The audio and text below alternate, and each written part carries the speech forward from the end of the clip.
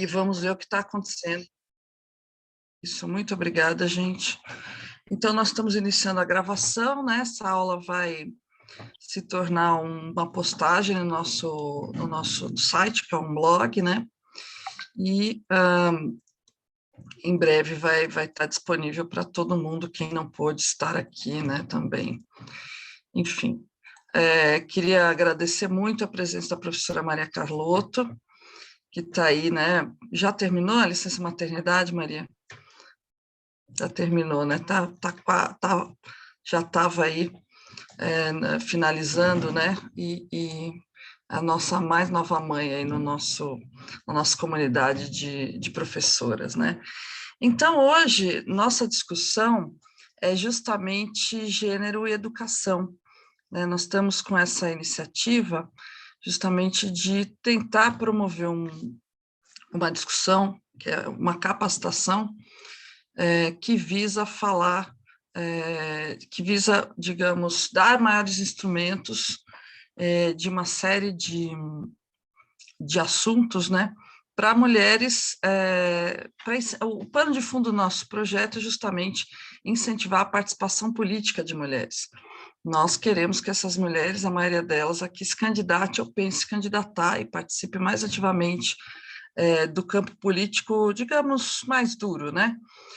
Porque a gente sabe que as mulheres já participam politicamente, no entanto, muitas vezes não se veem legitimadas aí para ocupar esses espaços dos partidos que são, às vezes, muito misóginos, entre outras questões, né?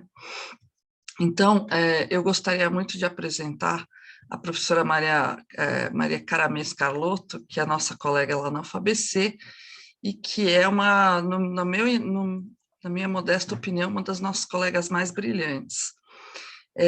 Ela é professora do Bacharelado de Ciências e Humanidades e do Bacharelado de Relações Internacionais, e atualmente é professora também do Programa de Pós-Graduação em Economia Política Mundial da Universidade Federal da ABC. Ela se formou em Ciências Sociais na Universidade de São Paulo em 2005, entre 2006 e 2007 foi pesquisadora do SEBRAP na área de Política de Inovação. No começo de 2009, concluiu o mestrado em Sociologia, também na USP, sobre a nova Política Nacional de Ciência, Tecnologia e Inovação e seus efeitos sobre o Sistema Nacional de Pesquisa e Inovação. Entre 2009 e 2010, trabalhou no Grupo de Pesquisa em Política Pública para o Acesso à Informação da USP, na área de Propriedade Intelectual e Acesso ao Conhecimento e à Cultura. Entre 2010 e 2011, realizou estágio na Université de Paris IV Sorbonne, na área de Sociologia do Conhecimento, e em 2014 defendeu seu doutorado na Sociologia da USP, com a pesquisa sobre a relação entre o saber e o poder nas escolas de elite do Brasil. Integrou o grupo de pesquisa Filosofia, História e Sociologia da Ciência e da Tecnologia, do Instituto de Estudos Avançados da USP, e coordena o grupo Mudança Estrutural do Espaço Intelectual Brasileiro, ligado ao Núcleo de Estudos Estratégias de Democracia, Desenvolvimento e Sustentabilidade, UNIDES, da UFABC. Né? Atua atualmente, ótimo, isso é meu, né? O texto aqui está só atua, nas áreas de Sociologia do Poder e do Conhecimento, na área de Economia Política Internacional do Poder e do Conhecimento, com ênfase na relação entre elitismo e democracia. Foi presidenta da Associação dos Docentes da UFABC entre 2016 e 2020, candidata à diretoria nacional da ANDES, é filiada ao PT e articulista do Manifesto Petista. Acho que eu cortei alguma coisa. Não, é só o Manifesto Petista mesmo? Então tá bom. Pensei que eu tinha cortado alguma coisa aqui no texto. Então, Maria, a ideia é que você justamente recepcionasse, fizesse uma fala de recepção para a professora Selma Rocha fazer a dela. Então, a ideia era que ela te ouvisse, mas eu não sei ainda o que aconteceu, mas gostaríamos muito de ouvi-la, enfim, e vamos ver o que vai acontecer aí, se a Selma vai entrar ou não vai entrar. E queria agradecer muito a tua presença, e mesmo aí com os cuidados com a bacurizinha, que você possa nos brindar aí com todo o seu brilhantismo. Muito obrigada. Oi, Arlene. Oi, gente. Bom, primeiro eu queria agradecer muito, Arlene, o convite. Eu aceitei na hora, apesar de eu estar num momento meio complicado, justamente por conta da Anitta, e mais complicado ainda porque ela está com febrinha. Então, meus planos de deixar ela com alguém não está funcionando, porque ela está chorando muito se sair de perto da mãe. Mas, enfim, dito isso, eu queria agradecer então, as palavras super generosas e bastante exageradas da Arlene. Ela e Carolina Stuck, que estão organizando esse curso, é que, na verdade, são, enfim, das pessoas mais aí, incríveis, né, com quem eu convivo, não só por conta da atuação que elas têm nessa pauta de gênero, mas por várias questões. A Arlene, particularmente, é uma pessoa que eu... Viu, Arlene, você está numa leitura obrigatória, tanto do meu curso de Interpretações do Brasil, quanto de HCS, com um texto muito importante que você escreveu sobre a questão do acesso dos negros à universidade pública, acho que você sabe qual é. Então, assim, não é bem... Acho que aqui a admiração é recíproca. Então, assim, gente, eu aceitei então, justamente, né, com a bebezinha aqui, porque é um curso sobre gênero, né, e os desafios de articular essas dimensões, né, tanto do conhecimento, né, do espaço acadêmico, quanto do espaço político, né, eu fiz... Quem acompanha lá as lives do Manifesto Petista vão ver que eu estou sempre com a Anitta, hora sim, hora também, porque a vida de mãe recente é assim, e a gente não pode, né? E porque acontece muito, eu mesma me pego, né, pedindo desculpa, ai, gente, desculpa, eu estou aqui com a Anitta, mas não a gente não pode pedir desculpa, né? Eu acho que é a condição, o Estado nos... Tudo bem que a pandemia é uma situação um pouco excepcional, mas também tem uma precariedade dos serviços públicos, principalmente em termos de creche, né, que a gente possa deixar nossas crianças, que nos obriga a fazer escolhas, né, no sentido de, ou bem a gente encara, né, que a gente tem criança e leva junto e assume essa dupla identidade, nem sei se é correto dizer, né, mas essa ambiguidade, né, da nossa condição de estar no espaço público com algo que sempre foi do espaço privado, que é a maternidade, mas que a gente tem que trazer para o espaço público, porque isso é da vida, a gente não pode, né, os espaços é que tem que se adaptar a nós e não o contrário. Então, dito isso, eu aceitei imediatamente, né, falar nesse curso assim que a Carol me convidou, porque eu acho que a ideia do curso é bárbara, o tema é muito importante, né? Acho que a Arlene leu aí muito rapidamente, né? Leu aí o meu currículo, o tema da educação tá... Eu estou aqui falando um pouquinho mais devagar, porque para dar tempo da Selma, tá, Arlene? Mas se for preciso, eu corto um pouquinho. Mas muito rapidamente, então, o tema da educação sempre teve aqui nas minhas preocupações, particularmente a partir do meu doutorado, né, que eu estudei, um tema que, aliás, está, acho que muito na nossa pauta da conversa de hoje, que é a expansão do discurso neoliberal, das ideias neoliberais para dentro da política educacional, tomando como objeto de estudo uma instituição, né, a Universidade de São Paulo, com as suas escolas de elite, Faculdade de Medicina, Direito e Engenharia, e a difusão do conhecimento gerencial, né, né, nesses espaços, e o quanto isso está associado a um processo de elitização do ensino.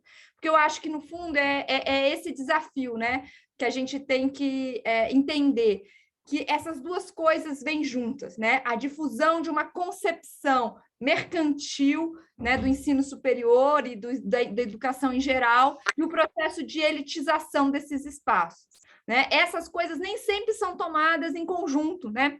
A gente acha que muitas vezes democratizar pode ser né, você democratiza através do neoliberalismo, mas essa democratização, em geral, vem acompanhada, essa democratização quantitativa, né? Ou seja, você expandir vagas né, dentro de uma lógica neoliberal, quase sempre vem associada a um processo de elitização.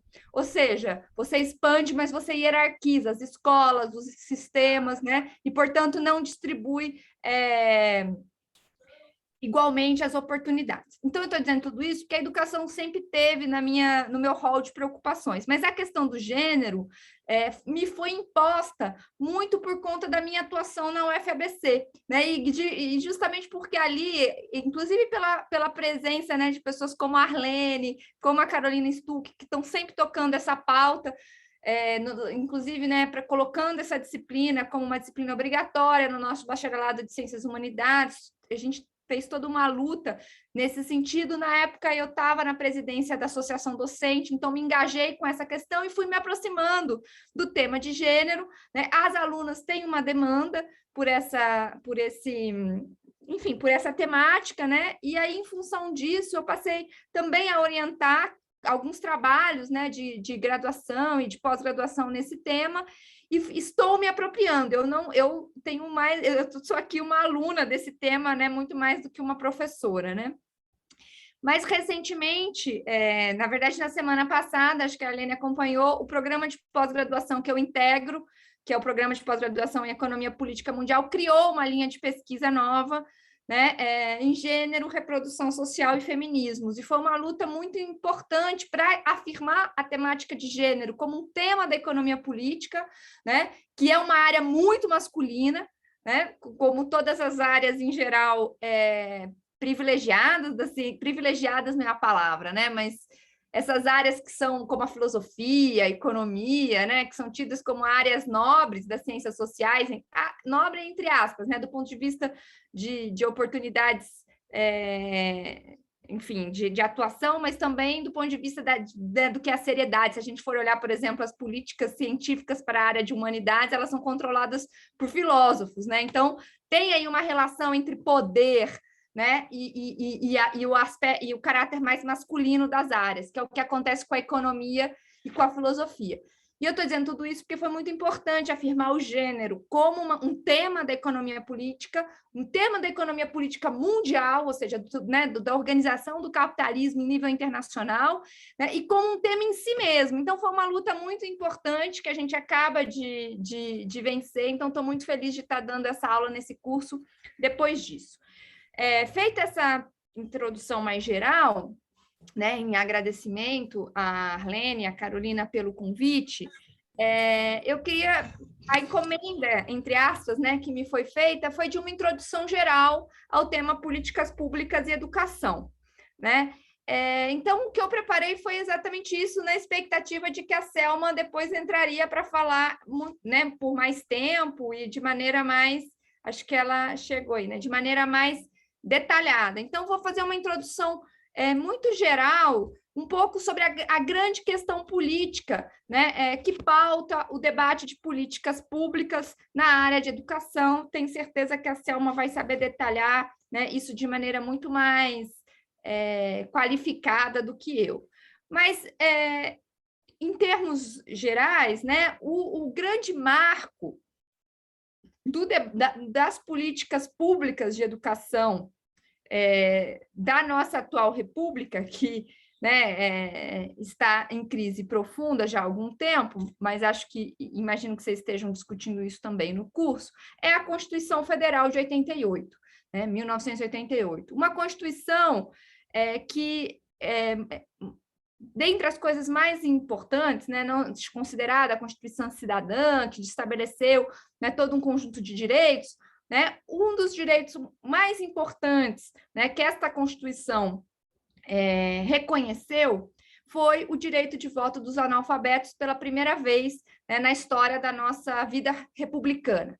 Isso significa dizer que a Constituição de 88 foi a primeira a estender a cidadania política para todo o conjunto da população brasileira. Porque analfabetos, em 1988, se a gente pegar pelo censo, né, de 1980 e cortar por gênero e raça, a gente vai ver que, né, entre os negros, né, entre as mulheres era mais alto do que os homens, e entre a população negra, muito mais alta do que entre a população branca. E se a gente for recortar as mulheres negras, nós estamos falando de quase 40% das mulheres que estavam excluídas da cidadania política por esse dispositivo de proibição do voto dos analfabetos. Como é um curso de gênero e poder local, eu acho importante dizer isso, porque eu acho que isso dá o tom do que é a Constituição de 88, né? Ela é uma Constituição repleta de ambiguidades, mas é a primeira, a mais democrática de todas as nossas constituições, não só porque, né, pelo que expandiu em termos de cidadania política, mas também pelo que afirmou de direitos.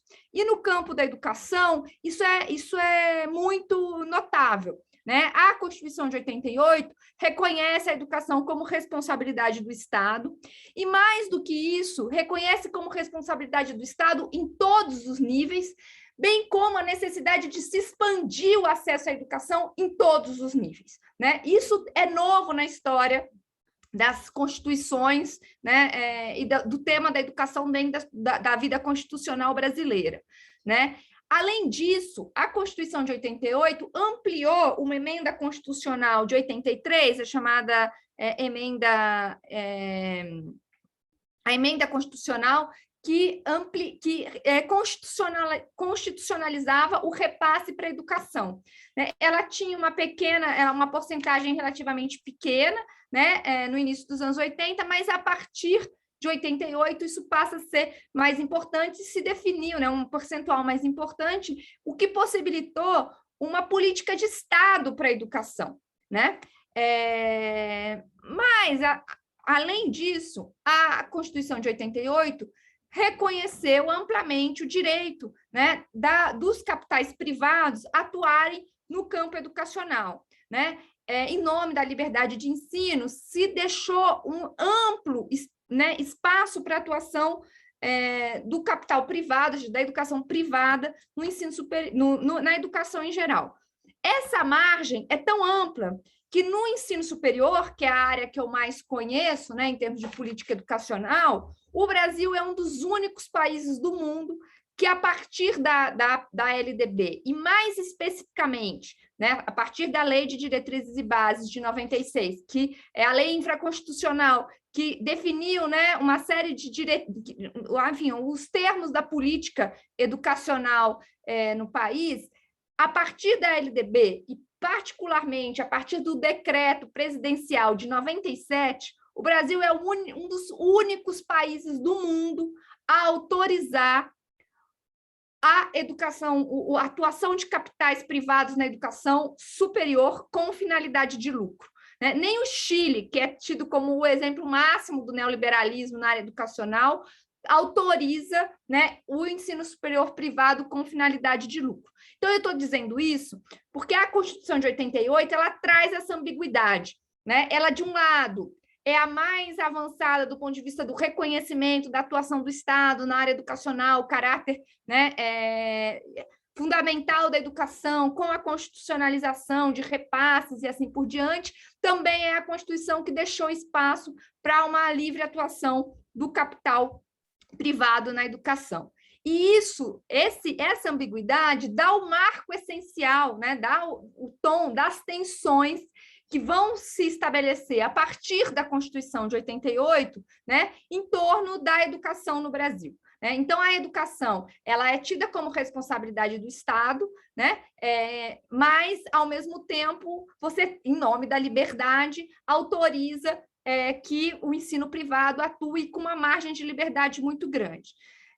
E, a partir de então, né, tanto na LDB quanto né, que é a principal lei que rege aí né, o âmbito da educação, e uma série de legislações que vieram depois, que vocês certamente vão aprofundar, essa tensão, né, entre o caráter público e privado da educação se travou de maneira muito intensa, né? E particularmente porque a partir, né, de 2003, mais especificamente a partir de 2005, esses conflitos se tornam mais intensos porque o acesso a ampliação da capacidade de consumo das famílias brasileiras, pela ampliação do salário mínimo, né, por uma série de políticas que conferiu poder aquisitivo para as famílias brasileiras, né, o efeito disso foi a busca por educação privada. Né? Tem uma série de pesquisas que mostram isso, mesmo quando a educação pública é de melhor qualidade. E mais do que isso, acho que a Selma também provavelmente vai falar, né, mais especificamente sobre isso, você tem, praticamente, né, a partir dos anos 2000, a organização de grupos privados que vão fazer lobby no campo da educação. Talvez o mais importante deles é a Rede Educação para Todos, que inclui, inclusive, agentes públicos, para definir políticas, né, no âmbito da educação, aonde o capital privado atua de maneira muito intensa, né? Então, desde os vouchers, né? Então, ao invés do Estado garantir a educação pública por meio de processos públicos, né? De escola pública, de carreira pública, você confere, na verdade, um voucher, né? um valor para que você consuma educação privada, em geral, de pior qualidade.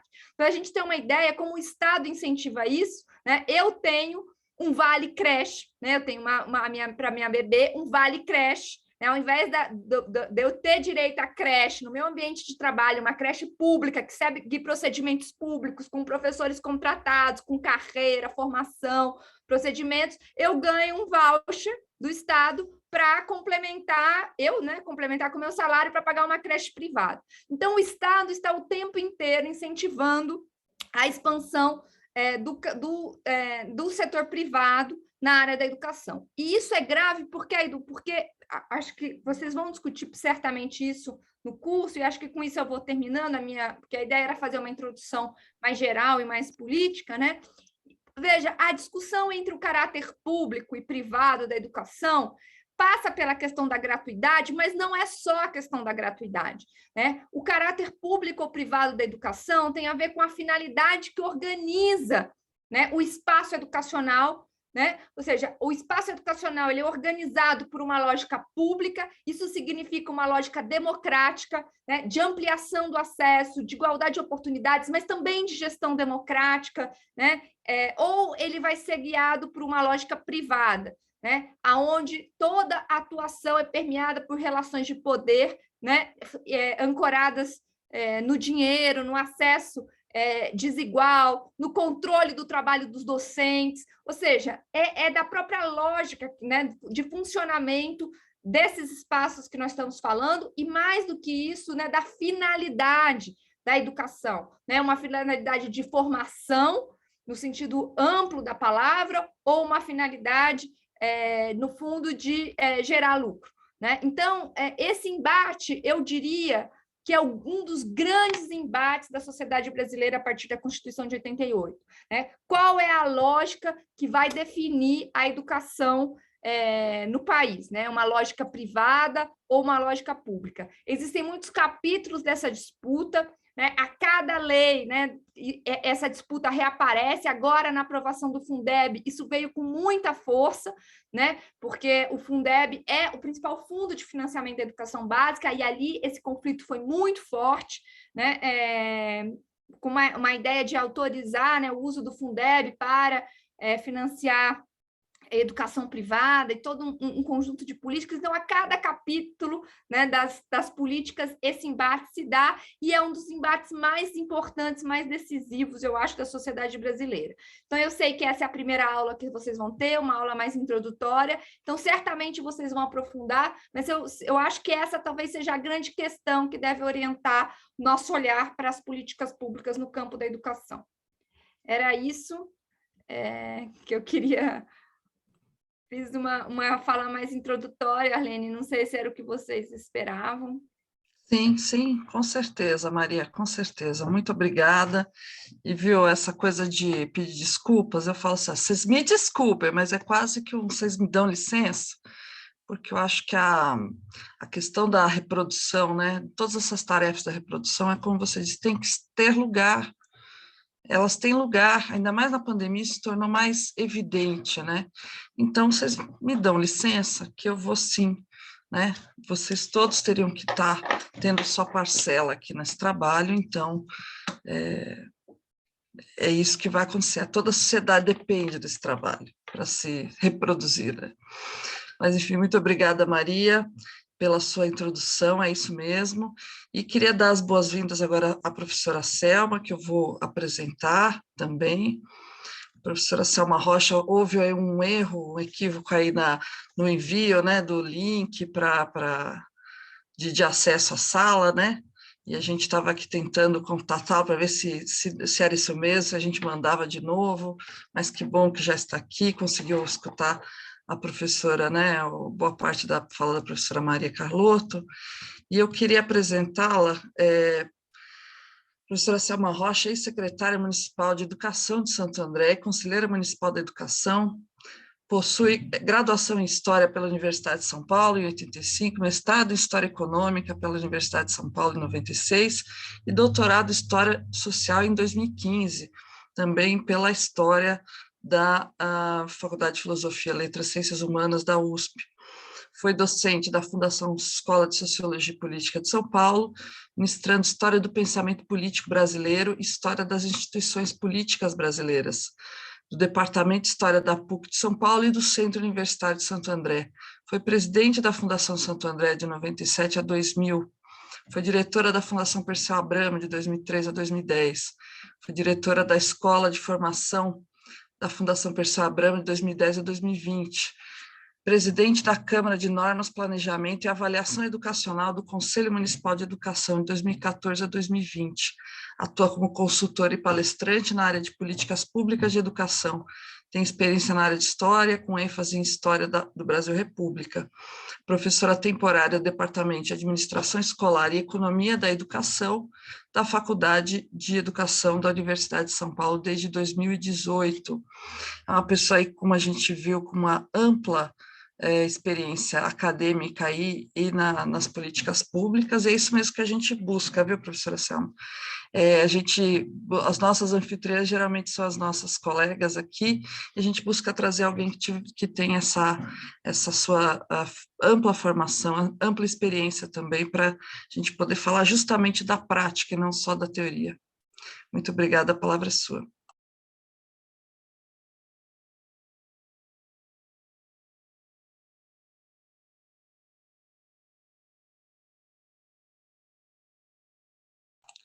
Seu microfone está fechado, Selma. Desculpa.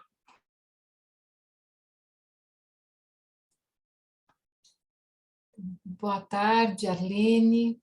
Boa tarde a todas as participantes do curso. Boa tarde a Maria Carlotto, que está aqui, que eu ouvi atentamente a exposição dela. Muito obrigada pelo convite, pela possibilidade dessa conversa. Esse é um tema vasto, muito vasto e complexo, porque tem uma legislação que envolve momentos históricos diferentes e nem sempre coincidentes com a legislação. Então, eu vou tentar recuperar aqui para vocês, com vocês um pouco, o texto e o contexto, ou seja, o que foi a Constituição de 88, o que foi a LDB, o que foi o Fundef, o que foi o Fundeb e o que for a Emenda Constitucional 53 e 59, que mudam o desenho do Sistema Nacional de Educação, ou daquilo que deveria ser o Sistema Nacional de Educação. É importante fazer essa referência para que nós possamos perceber algo muito importante. A Carlota colocou isso, a Maria Carlotto, desculpe, colocou isso sobre os conflitos que a Constituinte, nos quais a Constituinte se debateu. Mas, com todos os problemas, a Constituinte representou dois movimentos muito fortes no Brasil. De um lado, os movimentos sociais, e, em particular, no caso da educação, esses movimentos se expressavam no Fórum Nacional de Educação.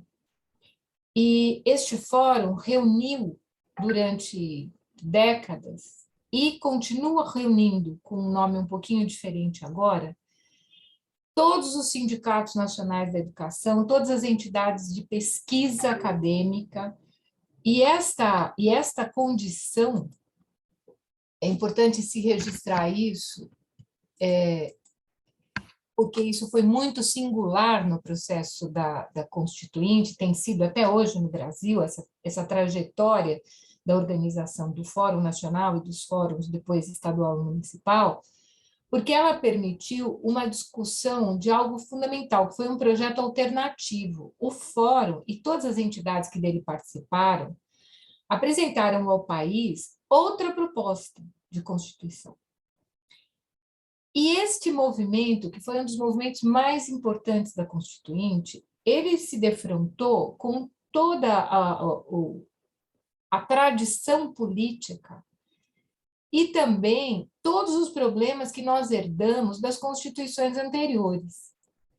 A verdade é que a nossa tradição colonialista, patriarcal, a instituição da escravidão, elas deixaram marcas muito profundas também no sistema educacional. Então, toda a expectativa social em torno da Constituição, ela ia no sentido de garantia de direitos. E a Constituição de 88, comparada com as outras, é a Constituição mais importante da história do Brasil, porque ela trata de tudo.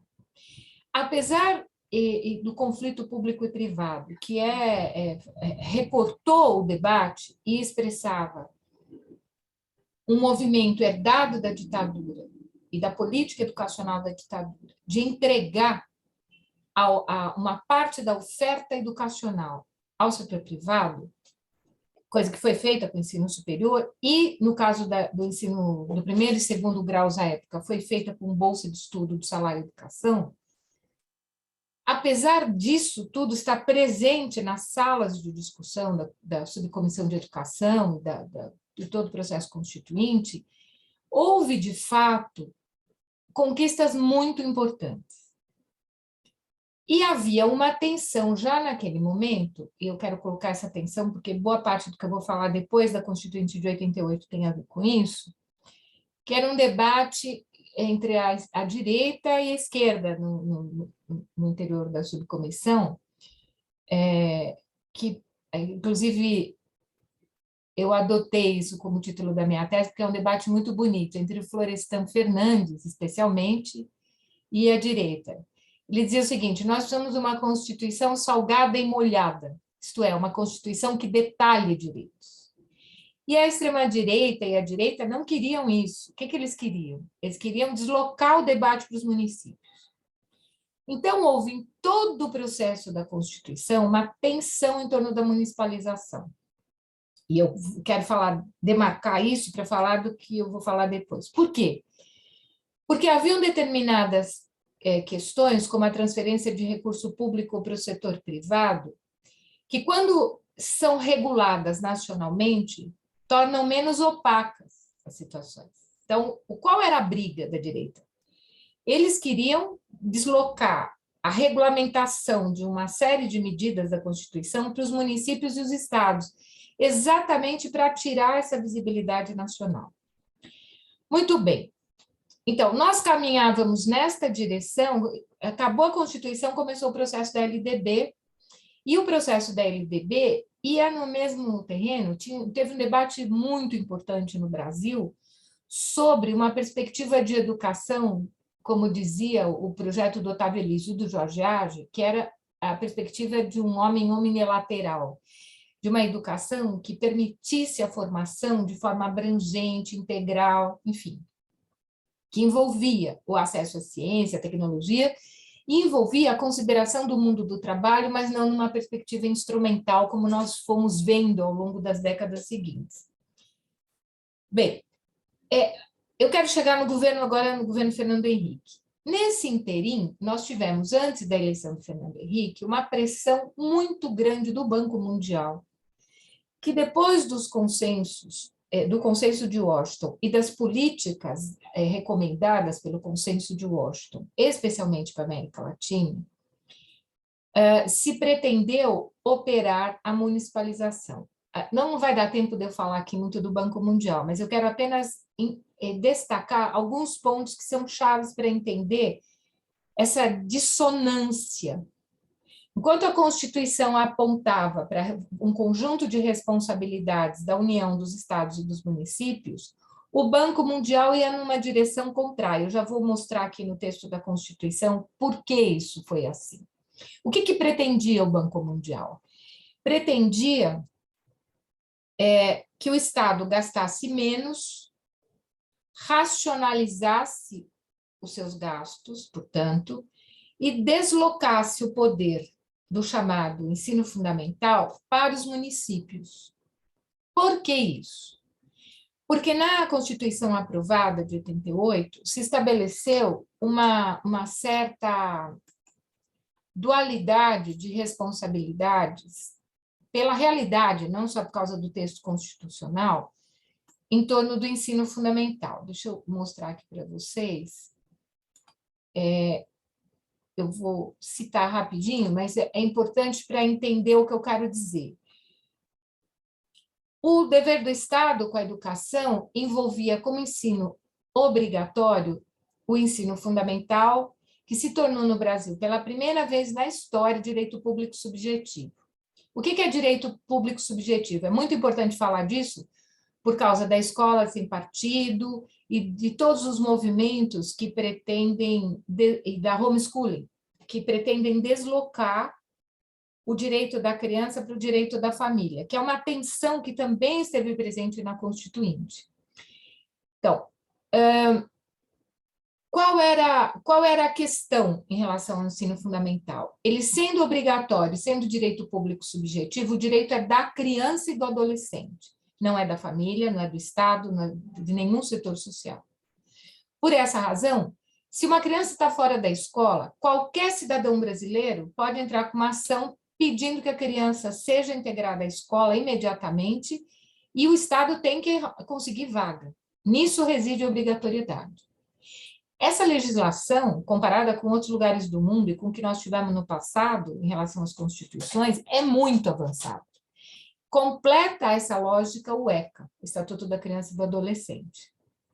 Bom, então, voltando aqui às responsabilidades, para ficar mais claro o que eu quero dizer. Então, o artigo 211 define competências da União, dos Estados e do Distrito Federal. Então, a União organiza o sistema federal dos territórios e exerce, em matéria educacional, uma função redistributiva. A gente vai voltar a falar disso já já. O Estado, os municípios, atuam prioritariamente no ensino fundamental e na educação infantil. Os estados atuam prioritariamente no ensino fundamental e no ensino médio. Então, nós tivemos, na estrutura da Constituição, uma duplicidade de competências em relação ao ensino fundamental. E esta orientação do Banco Mundial, que foi sobretudo para os projetos do Nordeste, ela atravessa essa perspectiva, porque, segundo essa definição, os municípios teriam que se debruçar também na oferta da educação infantil. Só que isso aconteceu, por exemplo, nos estados do Sudeste.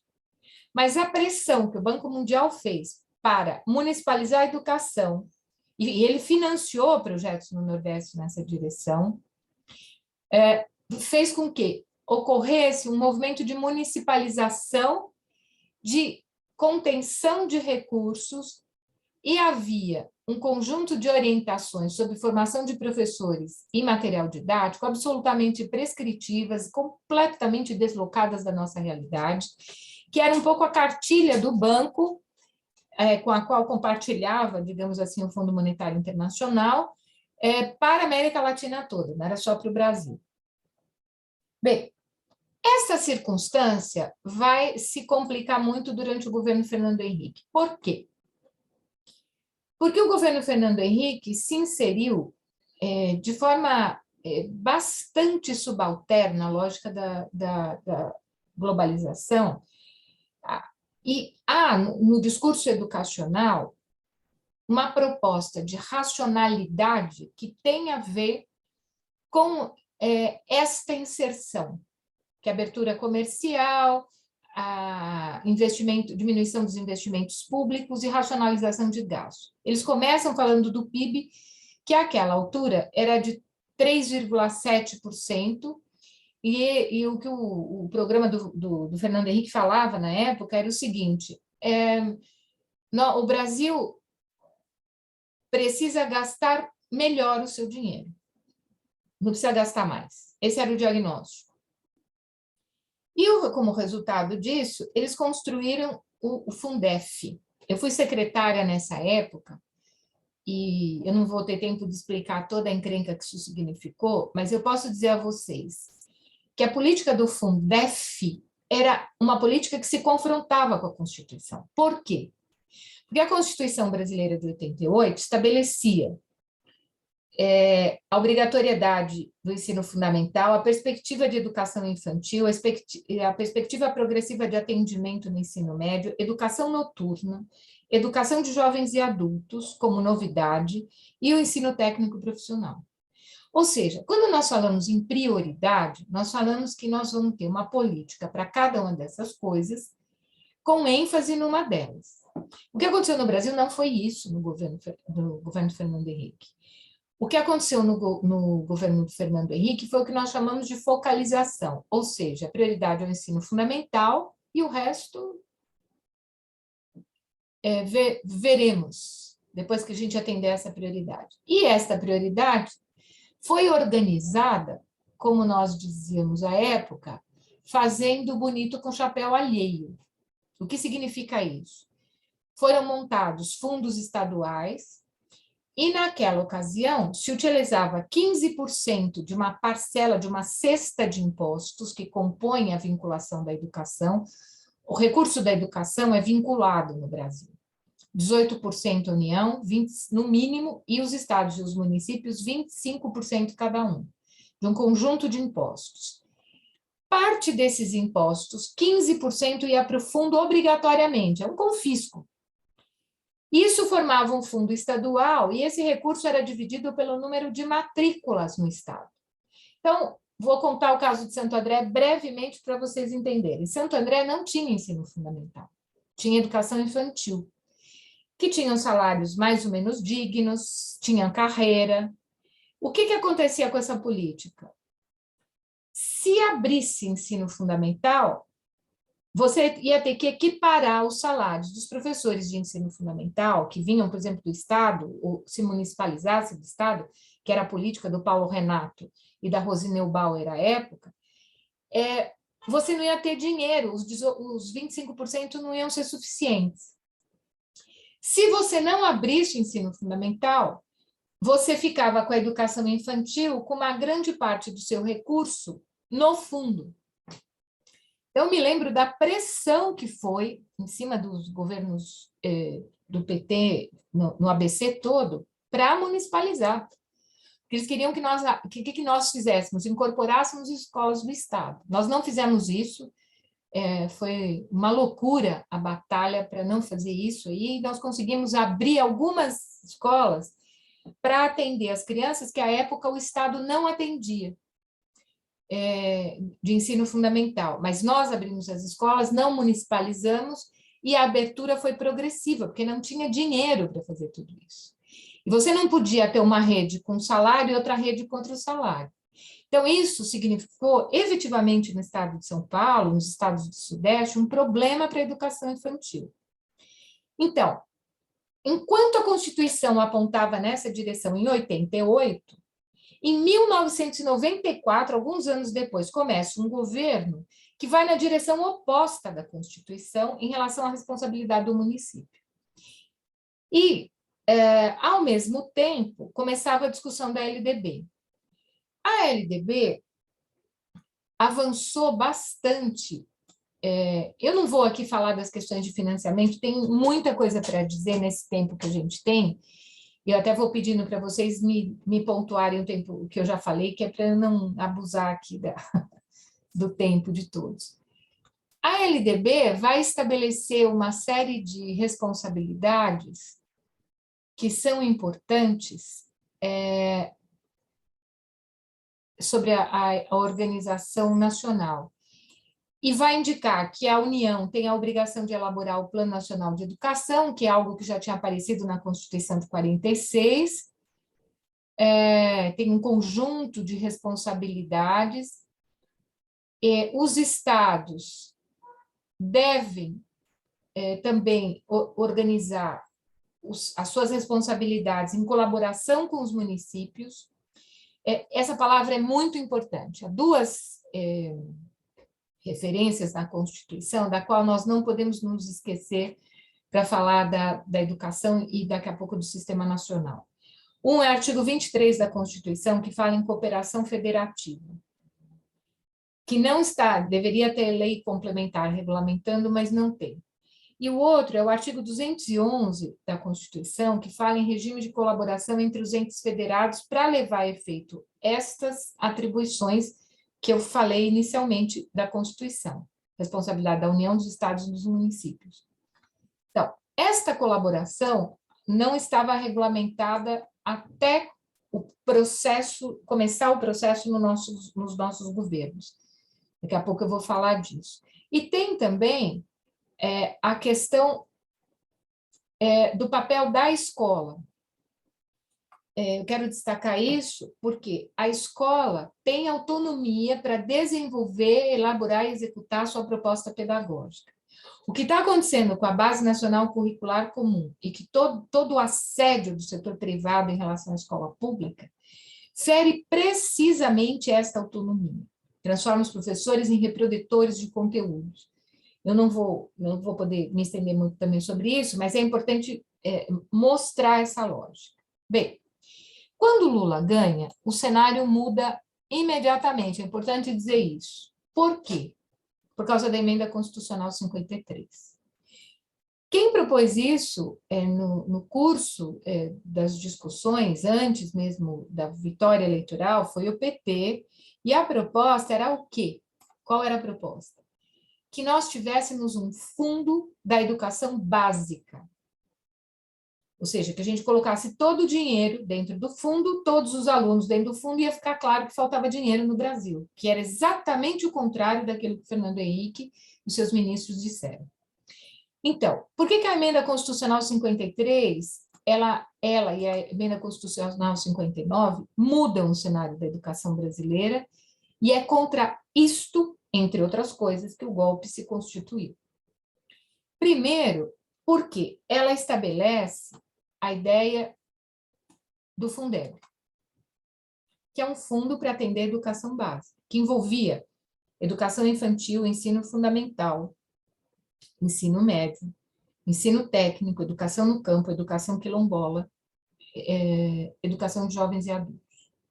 Ou seja, toda a crítica que nós fizemos ao projeto do Fernando Henrique, ela era, de certa forma, transformada, né? A proposta do Fernando Henrique foi transformada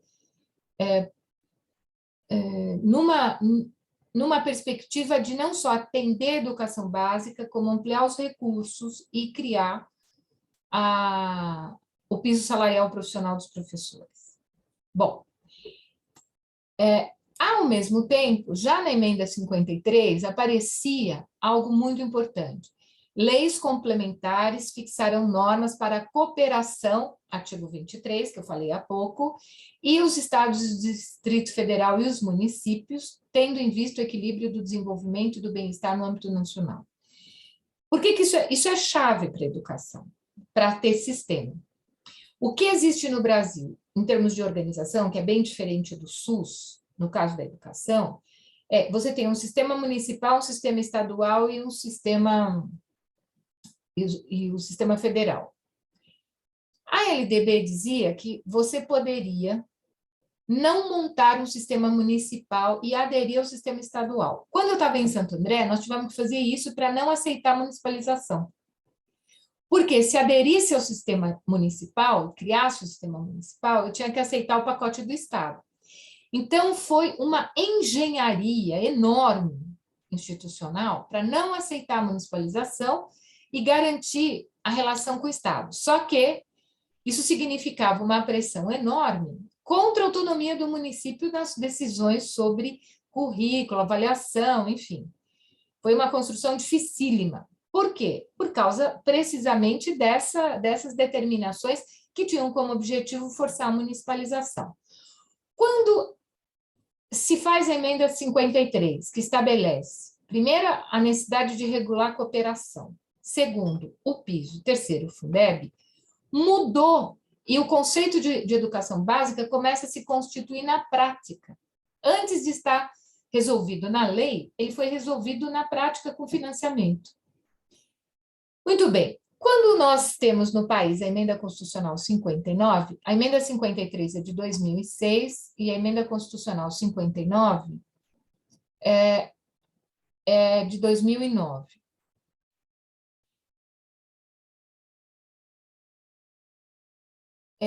Tem duas coisas importantes para falar ainda sobre a emenda 53. Uma é que, além da criação do Fundeb, mudou-se o critério de distribuição do salário e educação, que é a segunda fonte de recurso da educação no país. Mudou-se como? Tem muitas leis envolvendo salário e educação, mas até o governo Fernando Henrique, o recurso era mandado para o Estado e o Estado distribuía aos municípios em função dos projetos que ele achava relevantes. Eu estou simplificando um pouco, mas para poder entender. Com o governo Fernando Henrique, se decidiu que a transferência ia ser por matrícula, só que quem regulamentava era o Estado, então não aconteceu nada. O que faz a emenda constitucional 53? Ela determina que as cotas estaduais e municipais do salário e educação serão distribuídas proporcionalmente ao número de alunos matriculados na educação básica. Então, todo o jogo fisiológico que se estabeleceu com o salário e educação desde a ditadura foi encerrado, porque o dinheiro ia direto para a matrícula realizada ou não ia. Ao mesmo tempo, nós tivemos a construção do conceito de educação básica na emenda. A educação básica pública atenderá prioritariamente ao ensino regular. Começava a se desenhar aqui a ideia de uma ampliação da obrigatoriedade, que vai se consolidar, alguns anos depois, com a emenda constitucional 59. O que vai dizer a emenda constitucional 59 de 2009? Primeiro, essa é a grande mudança. A educação básica obrigatória e gratuita dos 4 aos 17 anos de idade, e assegurada, inclusive, àqueles que não tiveram acesso em idade própria. Esta decisão muda completamente o padrão de atendimento no Brasil e coloca a necessidade de integração dos governos para poder fazer isso. Porque, como eu falei lá atrás na Constituição, o município cuidava de 4, de acordo com essa perspectiva, de 4 a 14 anos, ou seja, educação infantil e ensino fundamental, e depois era o Estado. Quando o conceito de educação básica é construído, surge a necessidade de construir uma política de integração, e isso vai ser proposto tendo como base, nesta emenda constitucional 59, o Plano Nacional de Educação. Então, a emenda diz o seguinte: o Plano Nacional de Educação, com duração decenal, ele tem como objetivo articular o sistema. É ele que ordena o sistema nacional que deveria ser criado a partir do regime de colaboração do artigo 211 que eu citei para vocês. E o Plano Nacional deveria definir metas e estratégias. E define uma terceira questão que é fundamental, que é a proporção na aplicação de recursos públicos em educação em relação ao PIB. Isto é um princípio que vai se consolidar no plano, com a perspectiva de que o Brasil investisse. Até 2024, o plano é aprovado em 2014, com vigência de 10 anos. Então, até 2024, o Brasil deveria investir 10% do PIB, considerando que o país fosse crescer, né? Nós vivemos uma involução em relação ao crescimento econômico, não só por causa da pandemia, mas por causa da política do governo, que começa com a emenda constitucional 95 e depois toda a quebra de direitos que se operou no Brasil para fazer o país crescer mostrou que era inútil, porque o país não cresceu. E a pandemia não é a única responsável por isso, porque os números antes da pandemia já indicavam essa tendência. Mas, voltando aqui, então, esta emenda constitucional 59 cria uma modificação e, ao mesmo tempo, uma possibilidade de articulação do sistema. No âmbito do MEC, existia uma secretaria que foi extinta pelo Bolsonaro, que deixa eu só puxar aqui direitinho o nome da secretaria, porque para eu não falar errado, que é uma secretaria de articulação institucional. Essa secretaria elaborou uma proposta para o Sistema Nacional de Educação, que não foi encaminhada para o Congresso, porque ela ficou pronta já às vésperas do golpe e o governo não tinha mais força para aprová-la. E hoje tem um conjunto de leis que estão tramitando na Câmara Federal para regulamentar o artigo 23 na perspectiva do sistema. Então, qual é a ideia fundamental do sistema?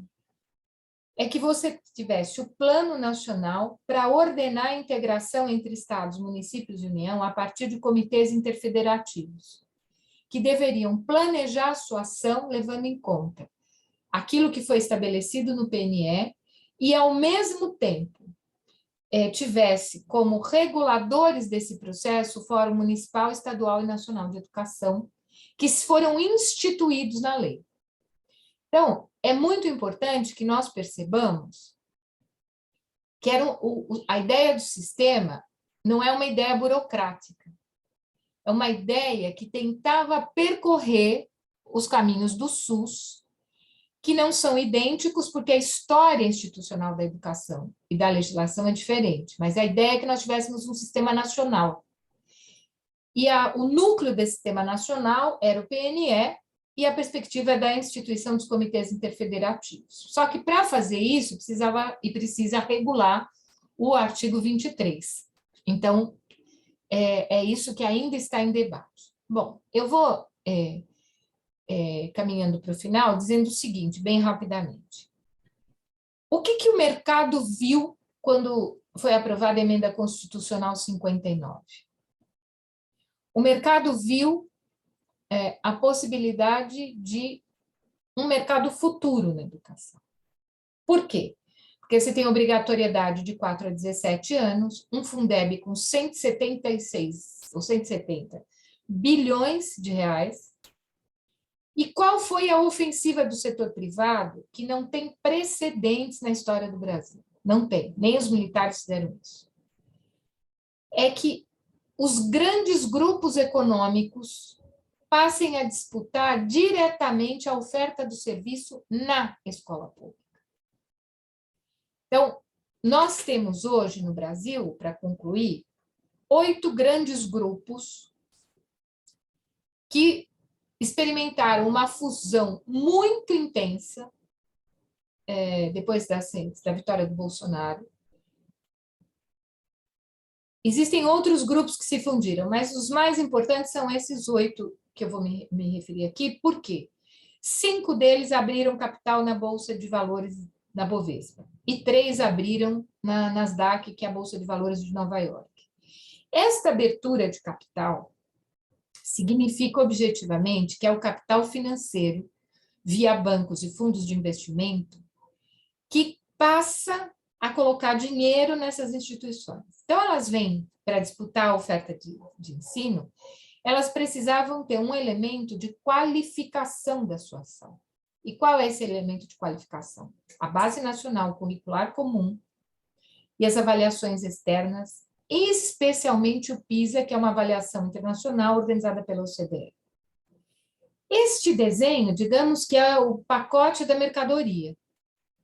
Por quê? Porque transforma a educação em algo vendável nas bolsas de valores, ou seja, essas instituições, esses grandes grupos, construíram toda uma estratégia, e a pandemia ajudou bastante, de montagem de plataformas e materiais didáticos de várias naturezas, para substituir objetivamente os professores e a escola do jeito que ela é hoje.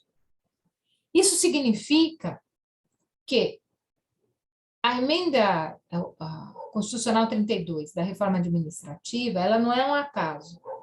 A quebra da estabilidade, a quebra do regime jurídico único é fundamental para assegurar que os professores possam ser colocados de lado, contratados professores em regime de terceirização, para fazer o que o setor privado quer, que é oferecer a base e avaliação.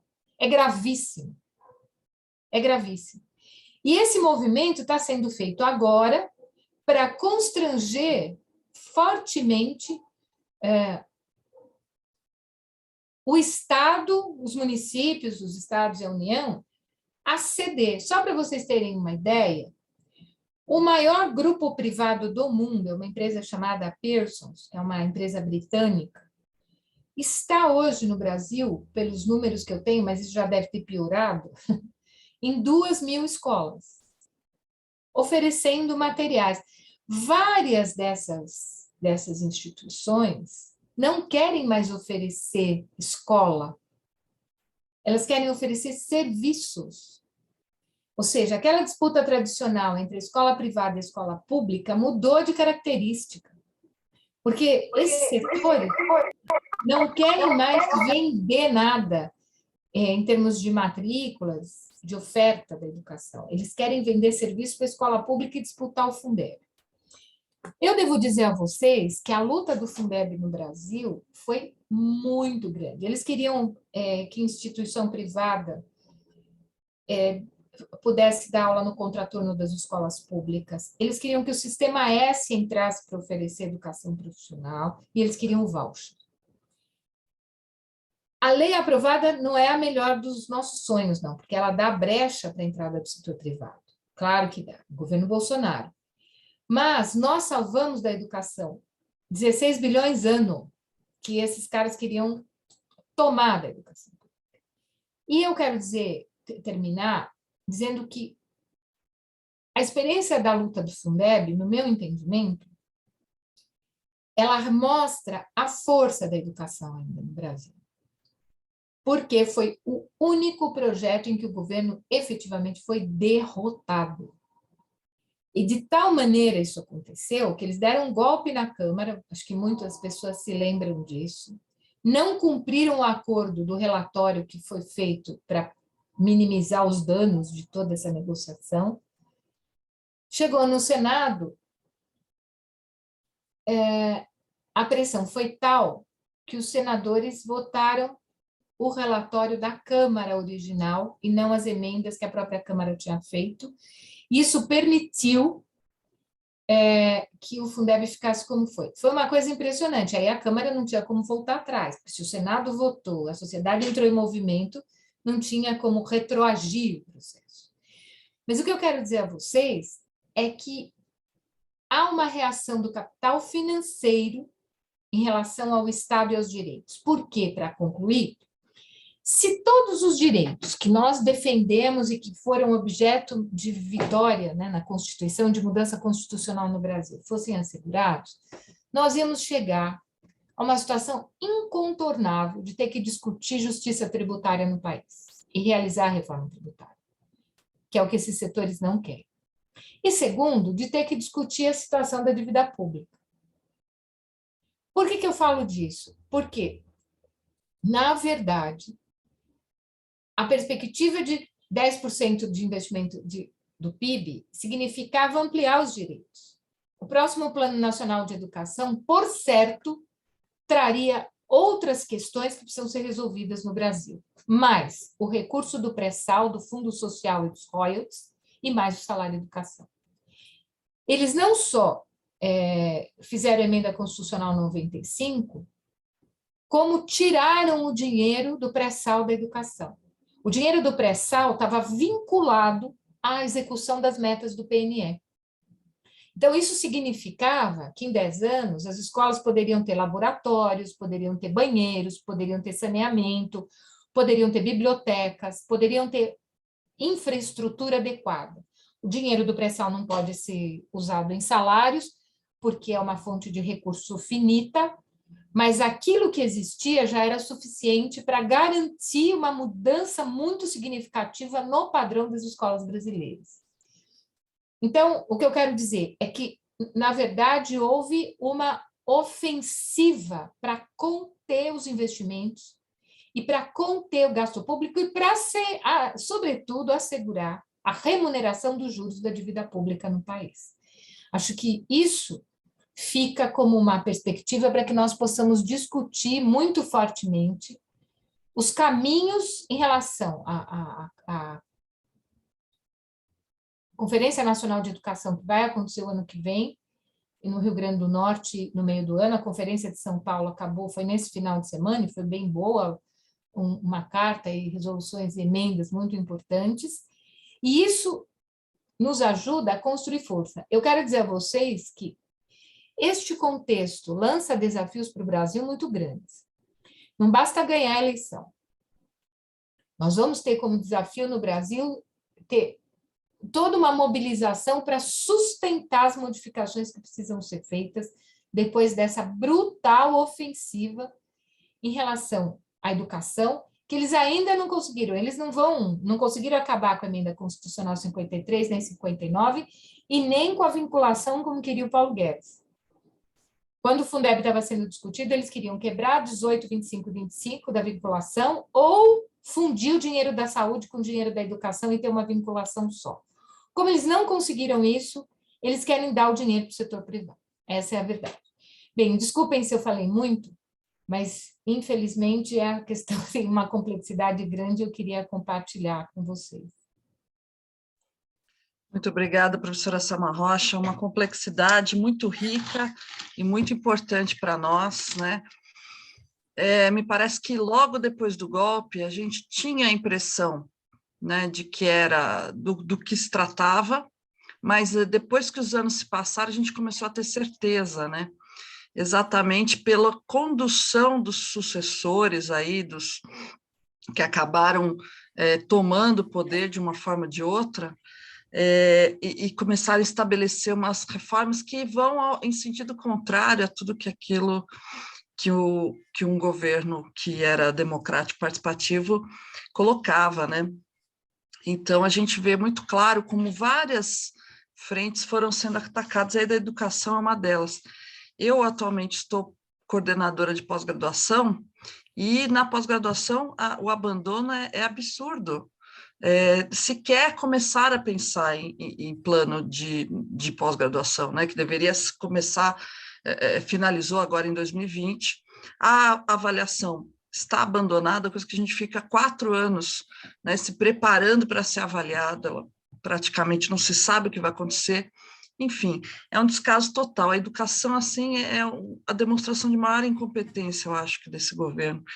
E eu digo isso muito tranquilamente porque não é mais um momento da gente ficar fazendo avaliações neutras, né? A gente tem que falar exatamente que nós estamos num estado de calamidade pública mesmo, né? Então, eu gostei muito da sua análise, que colocou esse panorama todo para a gente, né? E vejam, né? Eu lembro de ter ido, antes de ser professora da UFABC, eu era pesquisadora da Fundação Carlos Chagas, que é uma fundação que tem um papel importante na educação. E aí a gente ficou sabendo um debate que a AGV ia fazer, muito interessante, que ela convidava justamente o órgão que era responsável, a Secretaria de Educação dos municípios, a Associação das Secretarias de Educação do Estado e alguém do Ministério da Educação, para discutir justamente como se cada responsabilidade deveria ser assumida por cada instância. E um dizia, eu empurrava para o outro, né? Quer dizer, deveria haver essa articulação de um sistema, e a gente estava se encaminhando para isso, e infelizmente não pudemos, né, alcançar esse estágio. Bom, eu queria primeiramente também pedir para as pessoas ligarem as câmeras para a gente fazer uma imagem, enquanto eu leio aqui alguns comentários do chat. Primeiro, a Luana disse que delícia uma aula e um bebê. É isso, os bebês precisam estar em todos os espaços, pois é, de fato, o espaço que tem que acolher o bebê e não o contrário. Viva os bebês nos espaços. E nada de desculpas mesmo, um prazer tê-la conosco. Esse era um comentário justamente para a professora Maria Carlotto, quando veio com o seu bebê. Mas em relação às exposições, né, a Elisa Riesco, vejamos os setores que mais se interessam pela privatização do serviço público e Guedes, o grande agenciador. Somos os parasitas, segundo ele, e damos prejuízo, né? Saúde versus lucros, saúde e educação, balcão de negócios desde a FHC, agora piorou com a ascensão do bolsonarismo. É um total desmonte educacional, disse a Luciene Barros, né? Bom, eu gostaria então quase que eu estou saindo da reunião sem querer, desculpa. Vamos tirar uma foto aí, quem está fazendo o registro, puder fazer o registro agora para a gente. fazendo, Alene. Ah, legal, Isa. Vamos lá. Sara também. Tirar mais um rapidinho.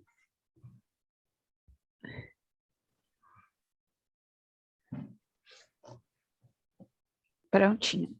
Excelente, muito obrigada. E, bom, eu vou abrir para alguns comentários, algumas perguntas que as nossas participantes queiram fazer, por favor.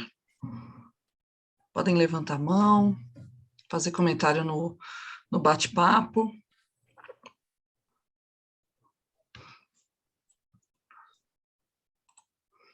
Tem tanta professora aqui, viu, professor Selma? Pelo menos na nossa participação tinha muitas professoras, e eu acho que elas estão concordando muito, talvez por isso que não esteja fazendo nenhum comentário específico. Alguém gostaria de fazer alguma Oi, questão? Arlene. Oi, Arlene. Elisa. Olá, então. Primeiro dizer que é assim um grande privilégio estarmos aqui bebendo dessa fonte, né, através dessas professora a Selma, né, a professora, a primeira com bebezinho é eu anotei a Maria Carlotto. Carlotto, né? Isso. Assim, olha só que cena linda dela com aquele bebê, muito lindo mesmo. E assim, cada vez que a gente ouve a Selma colocando essa situação, nós acabamos de participar agora da CONEP, né? E a gente sabe que, quando fala em educação, é aquilo que eu coloquei no chat. Esse governo que aí está faz de tudo para que isso se transforme num grande balcão de negócios. Isso já veio lá de trás, né? E isso só piorou agora com a ascensão, realmente, do bolsonarismo, né? Eu queria saber das duas professoras que fizeram aí as suas explanações, na avaliação delas, assim, qual é a perspectiva delas em relação ao nosso futuro, que a gente já está discutindo agora, né, no presente, esse futuro que está ali. O que elas acham, o que elas avaliam que pode acontecer? Qual é a tendência a gente salvar a educação, salvar os serviços públicos, nessa perspectiva de privatização que se desenha no nosso país com este desgoverno que aí está? Encerro. Professora Selma, depois eu passo para a professora Maria.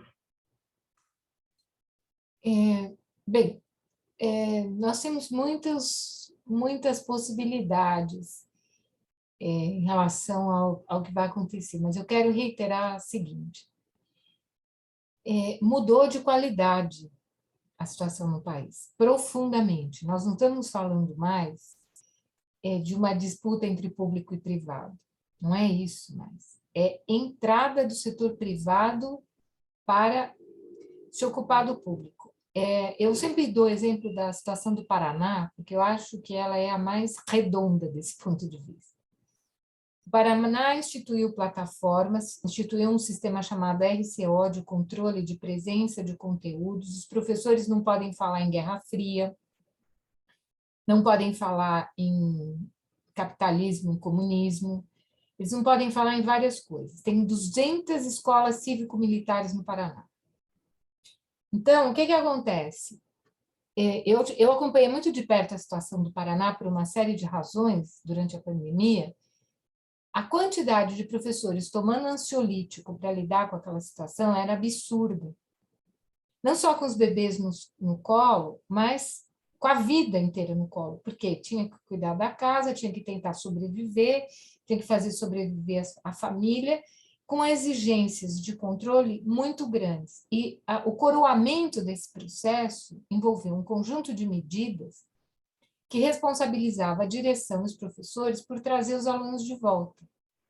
Mesmo não tendo circunstâncias sanitárias para acontecer isso, o governo começou a pressionar.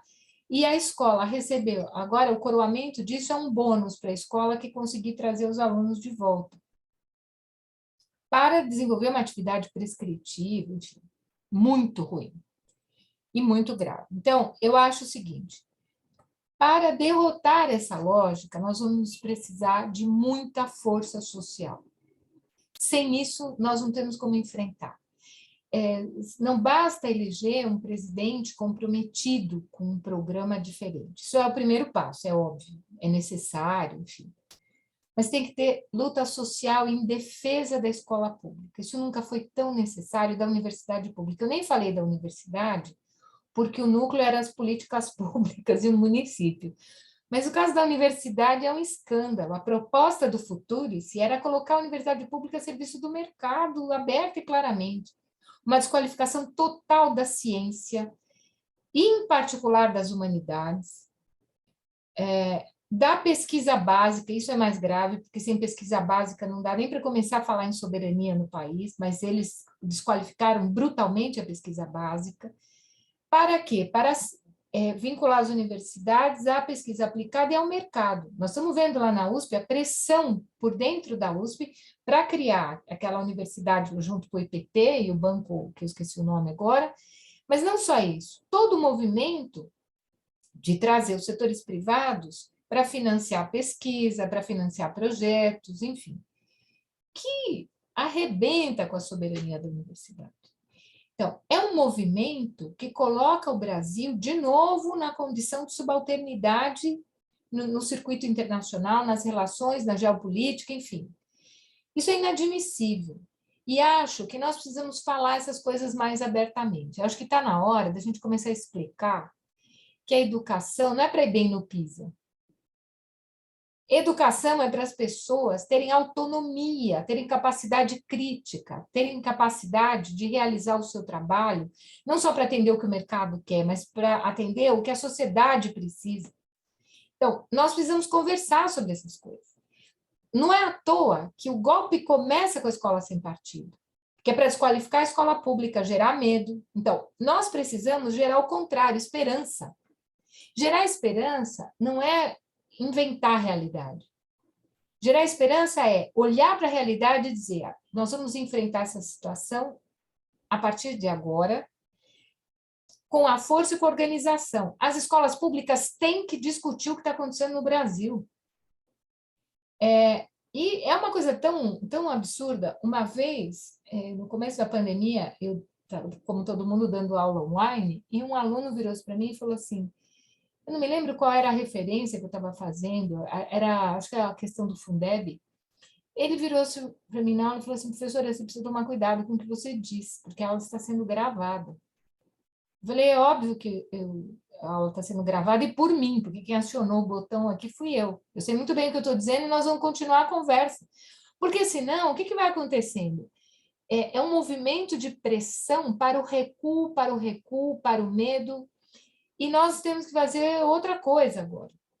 É preciso mostrar o que está em questão, porque as pessoas ficam com fragmentos na cabeça, por causa da pressão do dia a dia, por causa do desemprego, por causa da violência. O que é difícil dar inteligibilidade a tudo isso. Nós, professores, temos que conversar com a sociedade e discutir essas questões, mostrar qual é o tecido que sustenta essa lógica. E eu tenho muita esperança, sim. Tenho muita esperança e muita confiança de que esse caminho vai se abrir. Agora, não é abstrata a confiança, ela se dá na decisão de fortalecer as organizações, de fortalecer os movimentos. Então, é isso que eu acho que é importante agora fazer, e acho possível fazer, não só é importante, como possível. Na área da educação, talvez seja uma das áreas mais organizadas do país, né? Por causa dos fóruns, por causa das conferências, por causa dos conselhos, por causa dos conselhos de escola. Tudo isso nos ajuda nessa direção. Obrigada. Nossa, belíssima fala, professora Selma. Fiquei até impulsionada e acho que bom, né? Nós temos várias professoras aqui e a nossa ideia também é que essas pessoas, essas mulheres sejam candidatas. Então, que contra majores, capitães, coronéis, que estão sendo tanto eleitos, aí foram eleitos nas últimas eleições, que as professoras se candidatem e possam fazer essa discussão também, até num plano mais amplo, mas não vou falar muito, vou passar já para a Maria, poder também fazer suas considerações finais, seu diálogo. Oi, aí não, na verdade, eu não podia concordar mais com a Selma. Eu acho que ela foi no ponto. Nós precisamos de luta social do setor da educação, né? Não é à toa que eu, enfim, fui, né? A Arlene sabe, né? Diretora de um sindicato dessa área, depois me candidatei para o Sindicato Nacional, porque eu acredito nesse caminho, né? E acho como ela que nós somos do setor mais organizado. E não é à toa que, como ela bem colocou, nós imprimimos as únicas poucas, né, derrotas do governo Bolsonaro foi nesse campo. Né? Ela lembrou o Fundeb e eu vou lembrar o Futurice, que a gente conseguiu derrotar, tudo bem que ele era um programa muito precário, mas de precariedade esse governo está cheio, e a gente conseguiu com luta social. Antes da pandemia, foi o setor de educação que colocou milhares de pessoas na rua em todo o Brasil. Né? Se não fosse a pandemia, era um movimento que só ia crescer, então nós estávamos reagindo. O problema é que a pandemia realmente...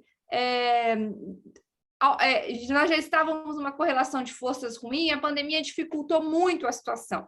Né? Eu acompanho muito esse debate no setor do ensino superior público e eu sigo uma consultoria, né, que é justamente para o setor privado. Sigo por questões de pesquisa, né? E eles têm um termo técnico muito assustador para isso que a Selma descreveu. Se chama desintermediação da educação.